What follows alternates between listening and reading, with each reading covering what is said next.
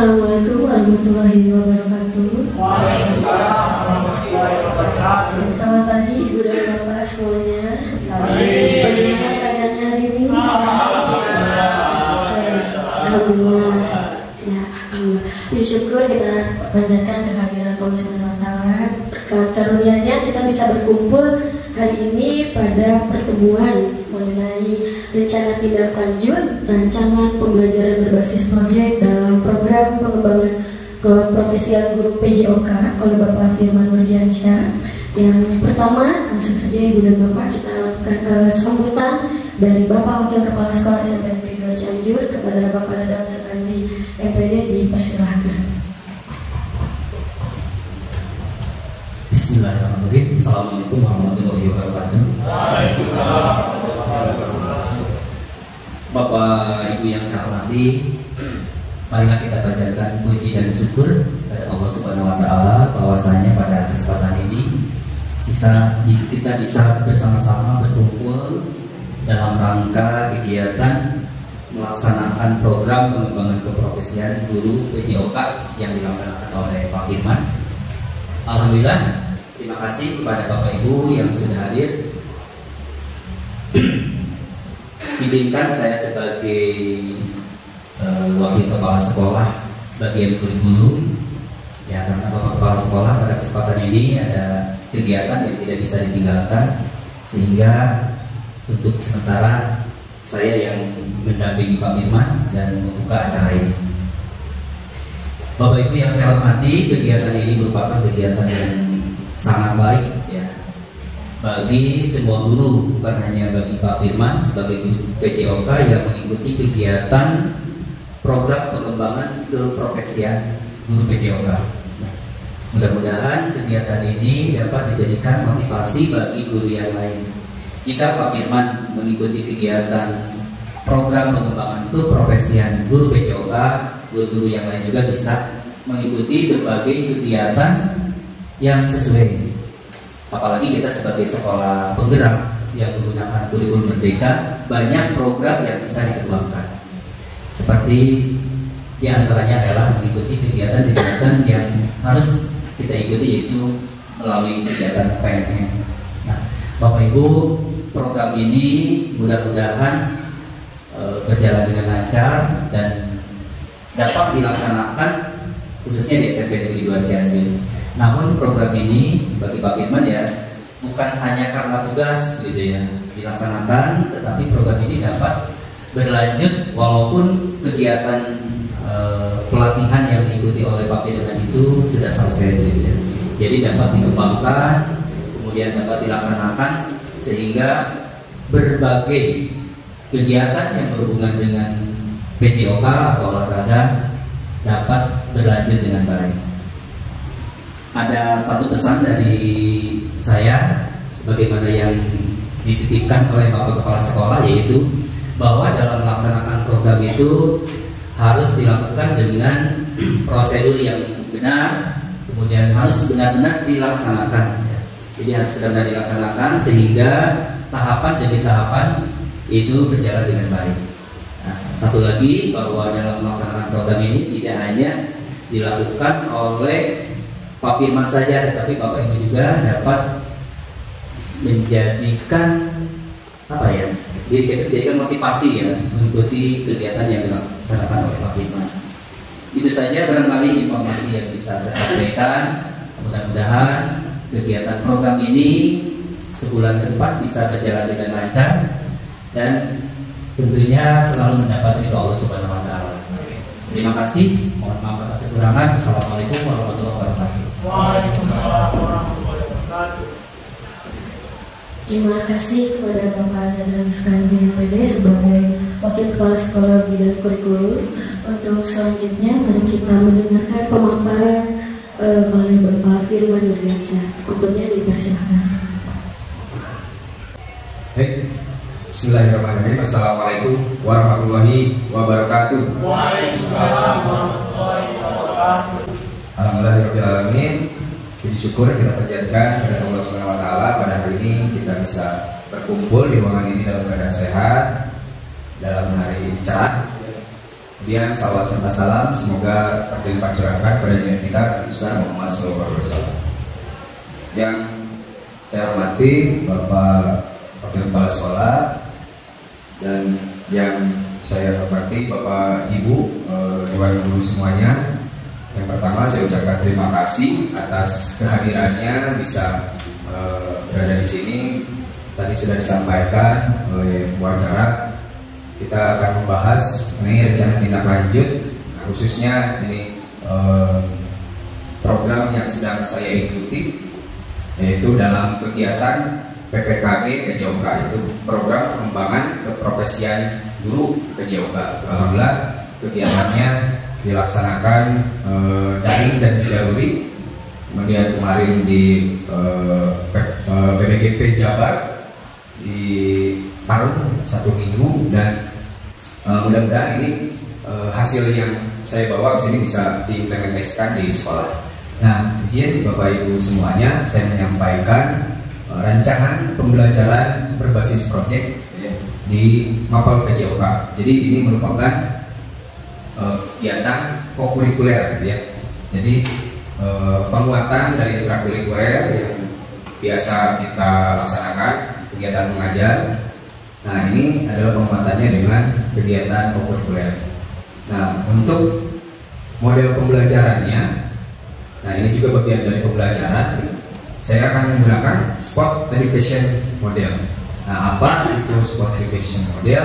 Ya, itu salah satu jenis model pembelajaran yang dimana semua peserta didik itu terlibat aktif, mulai dari misalkan di dalam satu turnamen gitu ya, dia sebagai pelakunya, sebagai peserta, sebagai panitia, sebagai wasit, sebagai pelatih, sebagai penonton, bahkan lebih luas nanti sebagai jurnalis dan lain sebagainya. Nah, judul dari program saya yaitu akan menggunakan turnamen futsal antar kelas di SMP Negeri 2 Cianjur. Nah, dibayar sudah ada waktunya, dan mudah-mudahan nanti ini bisa disetujui dilaksanakan di sekolah, karena kita juga sudah biasa melaksanakan ini untuk kegiatan OSIS ya, kelas meeting. Jadi nanti kita bisa kolaborasikan. Nah, dalam bentuk SEM, Sport Education Model. Dan ini adalah hasil diskusi kami di komunitas praktisi juga, karena di modul 3 saya harus bisa menggerakkan komunitas belajar, dan alhamdulillah di SMP 2 sudah ada komunitas praktisi Mapel PJOK ya. Ada 3 guru PJOK, Pak Agung, saya dan Pak Albi, dan ini salah satu program dari komunitas praktisi kami. Nah, untuk selanjutnya yang melatar belakangi kegiatan ini, yang pertama Sport Education Model itu apa sih ya? Jadi tadi sudah disinggung sedikit. Nah, suatu pendekatan pembelajaran PJOK yang menawarkan pengalaman belajar yang lengkap secara langsung dalam kehidupan nyata di bidang olahraga ya.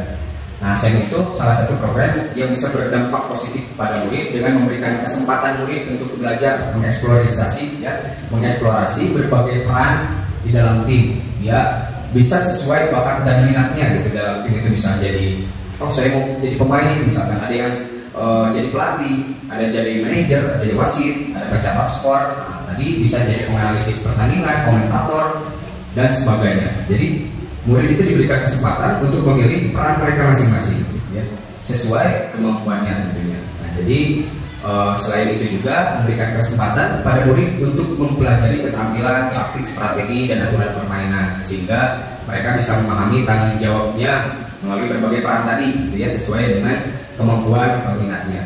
Nah, SEM ini bisa menguatkan pemimpinan murid ya. Kita kenal dalam kurikulum Merdeka ya, student agency ya, pemimpinan murid dengan memberikan ruang, melibatkan murid dalam memberikan suara.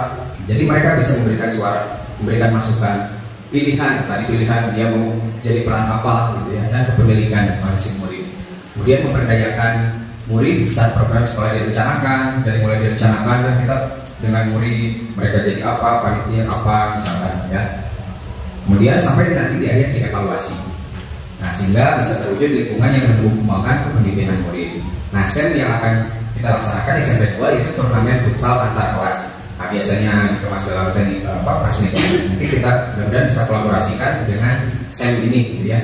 Nah, dari hasil identifikasi aset yang ada di sekolah kita kan alhamdulillah memadai ya untuk melakukan kegiatan futsal. Ada lapangannya, kita punya peralatannya, bahkan minat murid pun sangat banyak sekali yang meminati futsal ini gitu. Dalam eskul pun mereka banyak sekali ya. Dan dalam turnamen ini mereka bisa berkompetisi ya, bisa menghadapi tantangan, bisa belajar dari keberhasilan maupun kegagalan. Nah tadi dipilih karena banyaknya minat dari murid dan juga diadakan survei di masing-masing kelas ya, mereka mengadakan turnamen futsal ini ya, jadi favorit gitu ya, karena banyak juga anggotanya. Nah tujuannya kegiatan ini tentunya seperti dalam komunitas praktisi yang sudah kami susun di sini, sesuai visi, yaitu supaya terwujudnya siswa yang berakhlakul karimah, bugar, sehat, gembira, dan berprestasi. Pertama itu, kemudian pemahaman siswa tentang olahraga dan membantu mereka mengembangkan keterampilan dari pengetahuan serta nilai-nilai sosialnya melalui pengalaman bermain. Nah, sesuai tadi peran mereka masing-masing, jadi mereka bisa mengembangkan. Nah, menekankan pembelajarannya melalui pengalaman yang nyata dan situasional. Karena di sini nanti mereka akan secara langsung gitu ya, akan ada hal-hal yang tidak terduga. Misalkan nanti akan muncul apa yang tidak direncanakan. Nah, jadi mereka bisa belajar untuk menghadapi tantangan itu. Pengalaman nyata, situasional seperti ini, solusinya bagaimana, mereka akan belajar. Kemudian tujuan selanjutnya meningkatkan kesehatan dan kebugaran siswa. Nah, meningkatkan motivasi dan keterlibatan siswa dalam pembelajaran. Nah, karena kalau mereka sudah sehat, sudah bugar, dalam pembelajaran yang lain pun mereka akan lebih termotivasi, ya. Akan lebih termotivasi. Orang yang bugar itu mereka tidak akan mudah lelah, tidak akan cepat. Misalkan dia masih ngantukan, nah itu berarti tingkat kebugarannya masih kurang, ya. Nah, jadi ini bisa meningkatkan juga motivasi mereka. Kemudian penerapan konsep belajar aktif di mana siswa bisa terlibat langsung dalam pembelajaran, ya. Tadi karena mereka langsung terjun di lapangan sesuai perannya. Nah, kemudian capaian yang diharapkan dan juga langkah-langkahnya yang dilakukan. Nah, capaian dan tujuannya yang pertama supaya yang diharapkan itu mereka pemahaman tentang aturan permainan futsalnya, ya, bisa dipahami gitu tujuannya, bisa memahami. Kemudian langkahnya dengan nanti akan ada technical meeting, dibahas aturan pertandingan seperti apa gitu. Yang berperan di sini nanti tentunya siswa sebagai panitia, kalau guru di sini hanya sebagai fasilitator. Jadi saya sebagai guru PJOK, Pak Guru dan yang lain sebagai fasilitator. Jadi yang berperan semuanya siswa. Nah, lini masanya karena nanti akan tadi disinggung di depan di player, tadi adakan di akhir semester setelah ulangan di tanggal 11 sampai 14 gitu ya rencananya. Jadi di technical meeting dari tanggal 2 ya. Kemudian yang keduanya pengembangan keterampilan individu. Nah, jadi ada latihan dalam pengelolaan musim dulu. Mereka kan tiap kelas nanti pasti akan memprogramkan latihan dulu, tidak ujung-ujung mereka langsung bertanding kan. Pasti tiap kelas mereka akan merencanakan latihan dulu. Nah, yang berperannya tentunya siswa di sini. Kemudian itu bisa dilakukan di tanggal 9 Desember sesudah ulangan asas. Kemudian yang ketiga bisa pemahaman tentang taktik futsal, ya. Memahami taktik futsal, ada strateginya. Jadi nanti bagaimana mereka akan menerapkan strategi masing-masing dari tiap kelas gitu. Kemudian yang keempatnya ada sportivitas dan kerjasama tim. Harapan dari kegiatan ini capaian program tentang sportivitas, bisa terjadi atau terbentuk sportivitas dan kerjasama tim. Kerjasama tim yang baik ya, akan menjunjung tinggi sportivitas. Kemudian yang kelima pemimpinan dan tanggung jawab. Nah, yang menjadi panitia, yang misalkan jadi pemain, mereka akan melaksanakan perannya masing-masing dengan penuh tanggung jawab. Yang menjadi panitia sesuai perannya, yang pemain sesuai perannya, ada yang jadi misalkan penonton, ya mereka juga bertanggung jawab untuk menjaga kondusivitas dalam nanti proses ini. Dan di masa untuk pelaksanaan tadi tanggal 11 sampai 14 ya. Nah, kemudian struktur program dan mitra dalam komunitas belajar ini tadi disampaikan, ini termasuk dalam kegiatan co-kurikuler di luar jam pembelajaran gitu ya. Nah, nanti setelah beres kita kegiatan ulangan kan ada waktu jeda kosong bisa dimanfaatkan. Nah, murid yang terlibat dari kelas 7, 8 dan 9 bisa laki-laki dan perempuan. Jadi nanti kita lihat dari pendaftaran, misalkan ada kelasnya yang mau mengirimkan perempuan, perbolehkan karena ini kita tidak membatasi gender gitu ya, ada kesetaraan dalam gender. Kemudian waktu kegiatannya di akhir semester 1 tanggal 11 sampai 14. Nah, penanggung jawab nanti tentunya di sini adalah kepala sekolah dan KBS atau komunitas belajar sekolah yang menjadi lokomotif atau fasilitator di sini adalah berarti komunitas praktisi PJOK, terdiri dari guru-guru mapel PJOK. Nah, mitra dengan KBS dari nanti saya akan menggait dari mapel TIK, dari mapel TIK yang akan berperan dalam pengarahan IT terkait publikasi nanti kepada anak-anak, akan mengarahkan pada panitia. Nanti bisa dengan live streaming itu di media sosial yang ada di sekolah, ya. Kemudian dengan wali kelas juga sudah kerjasama karena nanti akan sebagai koordinator dari masing-masing kelas. Nah, kepanitiaan, peserta dan pihak lainnya semuanya berasal dari murid. Kemudian kita juga bisa bermitra dan mendapatkan sponsor dari luar, misalkan dari orang tua murid atau jika proposal ke perusahaan-perusahaan. Ya. Dan nanti mungkin akan lebih banyak juga dilibatkan anak-anak OSIS. Gitu. Selain itu dari tiap-tiap kelas akan ada perwakilannya untuk menjadi panitia. Ya. Nah, tentang kapasitas yang dimiliki sekolah, nah sekolah kita tentunya memiliki kepala sekolah, guru dan tenaga pendidikan yang profesional sesuai dengan kualifikasi akademiknya. Ada sejumlah 70 orang. Murid yang ada di SMP 2 ini sejumlah 1.282 orang, ya, yang masing-masing kelas nanti akan mengirimkan perwakilan. Kemudian sekolah kita memiliki lapangan olahraga yang cukup luas. Kalau untuk tingkat turnamen sekolah bisa dibagi jadi 2 lapang. Nah, sekolah juga memiliki jaringan internet yang baik dan ruang webcam serta multimedia berhubung. Nanti bisa mengadakan live streaming, ya. Sarana dan alat yang tersedia juga lengkap untuk melaksanakan turnamen futsal, bola, trofi, sarung tangan, tiang gawang, jaring, ya, sekaligus dan peralatan pendukung lainnya. Nah, rencana untuk evaluasi di dalam SEM itu ada 7 tahapan untuk implementasi SEM ini, ya. Nah, masing-masing tahapan yang harus dievaluasi tentunya semua tahapannya, tetapi ada satu tahapan keseluruhan yang akan mengevaluasi kegiatan ini, yaitu evaluasi dan refleksi penerapan SEM dalam PJOK. Nah, beberapa halnya diantaranya satu, tujuan pembelajaran. Nah, SEM ini sudah sesuai belum dengan tujuan pembelajaran dalam PJOK. Misalkan di sini futsal, siswa tadi mampu memahami aturan permainan, mampu melaksanakan, mempraktikkan. Nah, itu sudah sesuai belum nanti dilihat. Kemudian umpan balik dari murid, nah, tentang pengalaman dalam pembelajaran SEM ini dalam pertandingan turnamen futsal ini. Nah, bisa mengumpulkan pendapat mereka melalui refleksi, nanti bisa disebar linknya, ya. Kemudian ada refleksi dari guru juga. Nah, refleksi dari guru ini dari mulai perencanaan, semua pelaksanaan dan pengelolaan SEM-nya. Nanti dievaluasi bagaimana, misalkan di tiap tahapan itu. Ada evaluasi kinerja tim, nah, meninjau kolaborasi dan kinerja tim dalam SEM. Jadi nanti panitianya berjalan atau tidak, efektif atau tidak, dia berperan aktif atau tidak, misalkan dalam satu panitianya, ya. Dan juga peserta juga sama evaluasi, murid semuanya berperan aktif tidak, ya. Nah, yang kelima, evaluasi penerapan konsep fair play. Nah, dalam olahraga fair play sportivitas, ya. Jadi ditinjau penerapan fair play ini terintegrasi dengan baik atau tidak selama pelaksanaan. Nah, jangan sampai nanti kegiatan ini malah menghasilkan keributan, ya. Nah, jadi harus diantisipasi nanti bagaimana caranya, ya. Ada bagiannya juga. Nah, jadi harus mereka saling menghormati aturan, menghargai lawan, dan juga etika olahraga yang baik. Jadi SEM ini harus menjadikan sikap sportivitas atau fair play. Nah, yang keenam, evaluasi manajemen kelas dan pengelolaan waktu. Apakah efektif tidak waktu yang dilakukan, nah, dengan keaktifan murid yang terlibat sesuai tadi perannya masing-masing, ya. Nah, ini kemungkinan tantangan yang akan ada. Nah, yang pertama pasti dari waktu. Saya rencanakan itu 4 hari, ya, dengan misalkan dari 33 kelas. Nanti kita susun berarti jadwalnya. Nah, solusinya tentang kemungkinan tentang itu kita susun jadwalnya harus efisien, gitu, ya. Kalau kemarin dalam kelas meeting bisa, ya, dilaksanakan berarti dengan modifikasi waktunya lebih sedikit, 10-15 menit untuk satu babaknya. Nah, kalau yang kedua, tantangan yang kita hadapi di sini mungkin berasal dari cuaca. Kalau sekarang kan sudah musim hujan.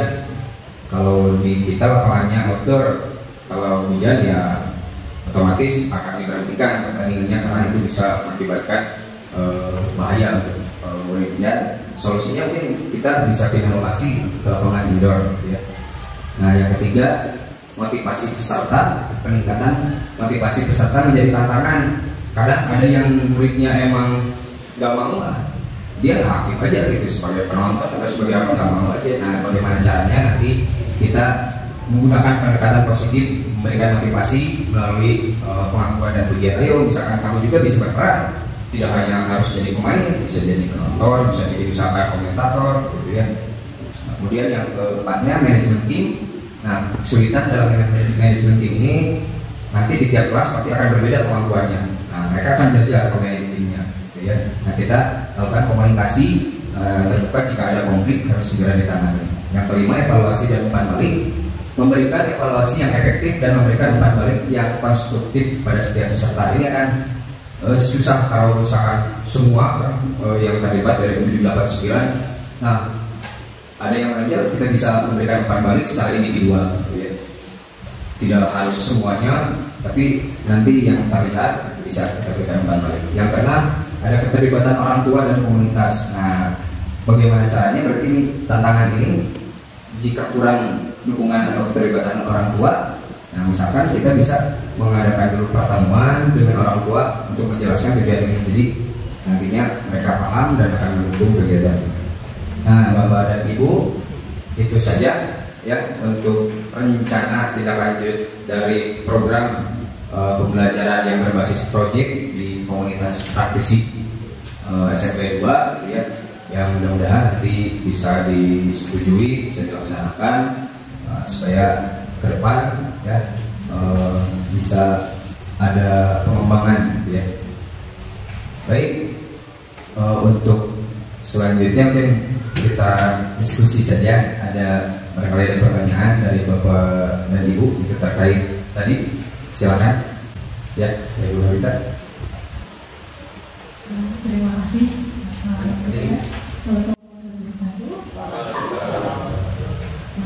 Yang ingin saya tanyakan mengenai SEM ini sendiri, untuk yang tadi Bapak jelaskan itu mengenai event ya. Nah, kalau misalnya SEM ini kita terapkan di kelas, apalagi untuk makro-makro yang lainnya, saya ingin contoh sedikit aja mengenai SEM ini kalau diterapkan di kelas itu seperti apa. Terima kasih. Ya. Terima kasih, pertanyaan yang bagus sekali ya. Ya, itu tidak hanya dalam JOK, bisa juga dalam hal lain, gitu ya, diterapkan. Nah, mungkin tidak hanya sekedar turnamen atau bentuknya misalkan festival, gitu ya. Ada festival seni seperti itu kan bisa dilakukan. Nah, model-modelnya semua dari siswa. Nah, yang menjadi juri pun itu dari siswa. Jadi semuanya guru itu hanya sebagai fasilitator saja, hanya sebagai fasilitator memberikan pengarahan. Jadi mereka yang akan berperan, karena itu jadi model-modelnya ini loh, nanti kalian yang akan dilakukan di masyarakat ini nanti akan seperti ini.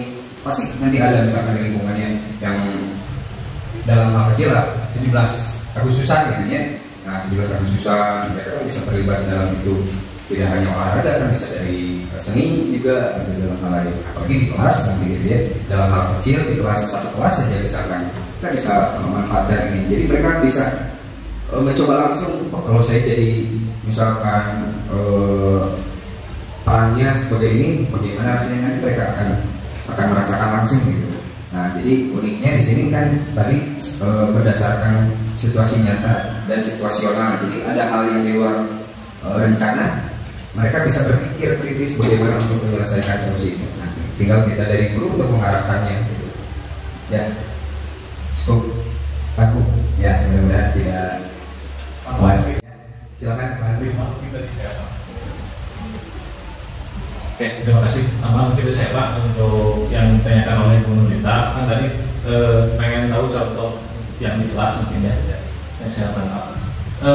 Kalau menurut saya, pengalaman saya, kalau di kelas itu kan sebenarnya banyak. Jadi contohnya misalkan anak dilibatkan untuk menjelaskan materi yang kita ambil, misalkan seperti itu.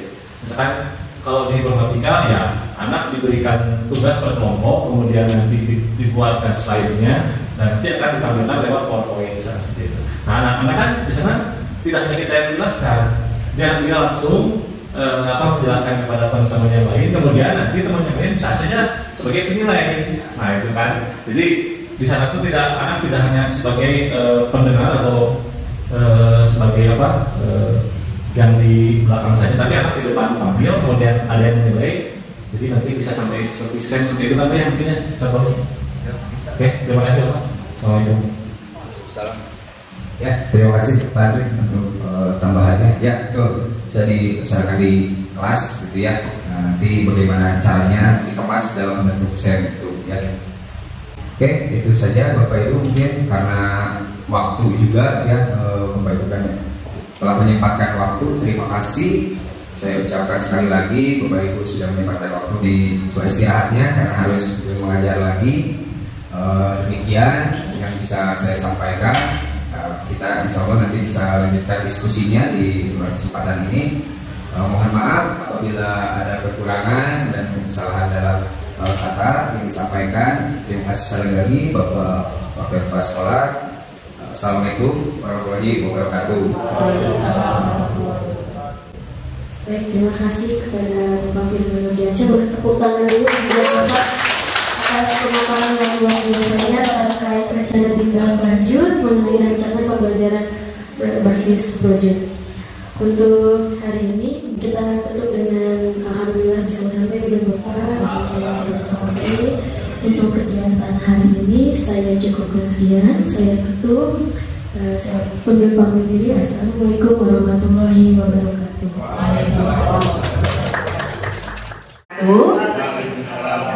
Dari pemaparan Pak Firman tadi tentang rencana kegiatannya yang berbentuk SEM itu ya dalam kegiatan pulsa sangat luar biasa sekali. Saya melihat di sana ada merdeka belajar yang tertanam pada siswa yang menggali student agensi siswa. Selain itu juga ada pembelajaran yang sesuai minat dan bakat siswa, pembelajaran yang sesuai dengan perkembangan zaman. Itu yang diharapkan sehingga siswa belajar dengan menyenangkan. Dan lagi Pak Firman juga dari kegiatan SEM di sini mendukung program sekolah sehat kita.